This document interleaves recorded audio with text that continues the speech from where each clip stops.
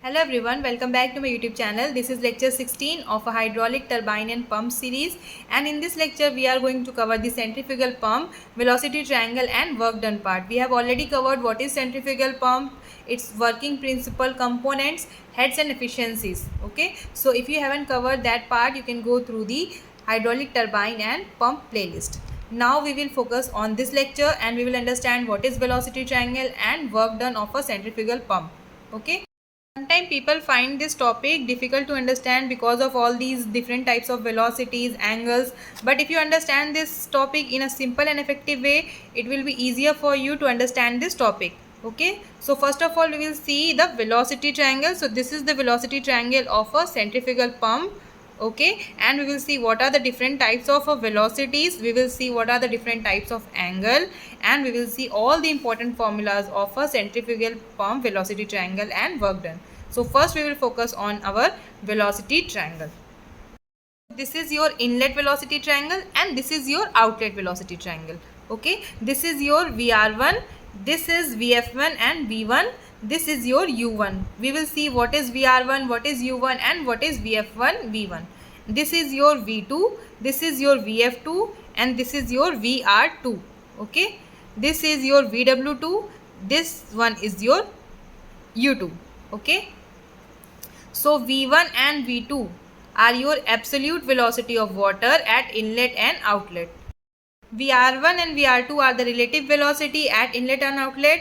VF1, VF2 are the velocity of flow at inlet and outlet. VW1, VW2 will be your world velocity at inlet and outlet. U1, U2 are the tangential velocity at inlet and outlet. Okay, so U stand for tangential velocity. VW stand for your well velocity, VF stand for the velocity of flow, VR stand for the relative velocity, V stand for the absolute velocity. If it is 1, then it is for the inlet, and if it is 2, it is for the outlet simply. Okay, so if you have understood all the different types of velocities, then we will proceed. Now we will see the tangential velocity of impeller at inlet. So this is your tangential velocity of impeller at inlet. So U1 will be equals to pi d1n by 60, and tangential velocity of impeller at outlet. This is your U2. This is your tangential velocity of impeller at outlet. So your U2 will be equals to pi d2n by 60. N is the speed of impeller in RPM. D1 and D2 are the diameter of impeller at inlet and outlet. Okay. We'll see the different angles. So alpha is the angle made by the absolute velocity V1. Okay, and beta is the angle made by the absolute velocity at outlet, that is V2. Theta is the angle made by the relative velocity at inlet, and phi is the angle made by the relative velocity at outlet. Okay, so these are your four angles: alpha, beta, theta and phi. Okay, again we will see that alpha is the angle made by the absolute velocity at inlet, theta is the angle made by the relative velocity at inlet, beta is the angle made by the absolute velocity at outlet, and phi is the angle made by the relative velocity at the outlet. Okay, so these are the four angles. Okay, so alpha is the angle made by the V1, theta is the angle made by the VR1, beta is the angle made by the V2, phi is the angle made by V2. Okay, so now we have seen what are the different types of velocities, and we have seen what are the different types of angle of a velocity triangle of centrifugal pump. We will move ahead. A centrifugal pump is the reverse of a radially inward flow reaction turbine. Centrifugal pump is the reverse of radially inward flow reaction turbine. So work done by the impeller on the water per second per unit weight of a centrifugal pump is equal to the opposite of a work done in case of a turbine. Okay, so it will be equals to, the work done in case of turbine is equals to VW1 U1 minus VW2 U2 upon G.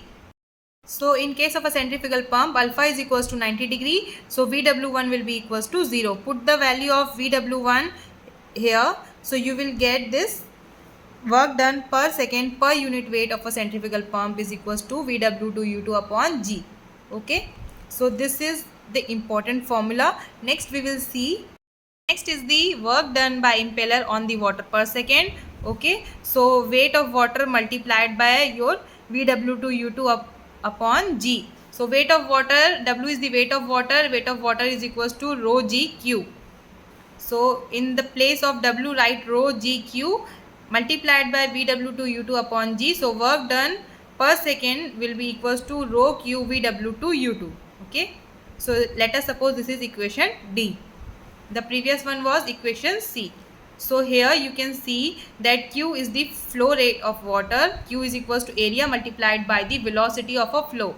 So Q can be determined by two formulas, that is pi is equals to D1 B1 VF1 or pi D2 B2 VF2. VF1 is equals to velocity of flow at inlet. VF2 is equals to velocity of flow at outlet. D1 and D2 are the diameter of impeller at inlet and outlet. B1 and B2 are the width of impeller at inlet and outlet. Okay. We will see how we can find the angles. So from the inlet velocity triangle, we can see that alpha is equals to 90 degree. We have to find the value of theta. Okay. So from the inlet velocity triangle, tan theta is equals to perpendicular upon base, that is equals to VF1 upon U1. So tan theta equals to VF1 upon U1. This one. Okay, VF1 upon U1. Tan theta is equals to VF1 upon U1. So theta will be equals to tan inverse VF1 upon U1. Okay, so in this way you can find the value of a theta. Next we will see the angles at outlet.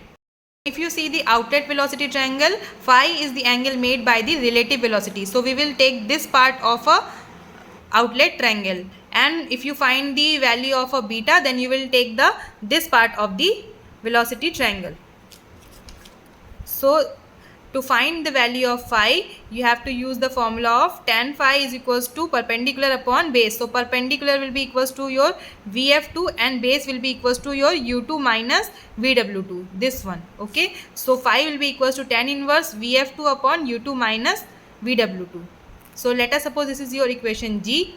Next we have to find the value of beta. So we will take the another part of outlet triangle. So beta is the angle made by the absolute velocity at outlet, means so tan beta will be equals to perpendicular upon base. Perpendicular is your VF2, base is your VW2. So VF2 upon VW2, beta will be equals to tan inverse VF2 upon VW2. So in this way you can find the value of a theta, phi and beta. Alpha is equals to 90 degree for a centrifugal pump. Here we can summarize that the velocities of a centrifugal pump, U1 is equals to pi d1 n by 60 and U2 is equals to pi d2 n by 60 are the tangential velocities, and world velocity at inlet is equals to 0 for centrifugal pump. World velocity at outlet, we can find this from a velocity triangles. Another important point is that the velocity of flow at inlet will be equals to the velocity of flow at outlet for the centrifugal pump. In this way you can understand the velocity triangle, what are the different types of velocities and what are the different types of angle, how we can find the velocities and how we can find the different angles with the help of these formulas, and how we can find the work done by the impeller on water per second per unit weight. If you find this video useful, then please don't forget to like, share and subscribe, and if you have any query regarding this lecture or the previous lecture, you can ask in the comment section. Upcoming lecture we will see the centrifugal pump numerical on velocity triangle and work done. We will see this numerical and we will see how we can find the tangential velocities at inlet and outlet, how we can find the work done by impeller on water per second per unit weight, how we can determine all required velocities and angle, determine the volume of water per unit time, that is flow rate. Okay, if you haven't subscribed the channel, then please do subscribe it so that you will get the notification about the upcoming lectures. You can give your feedback in the comment section. Thank you for watching. Thank you.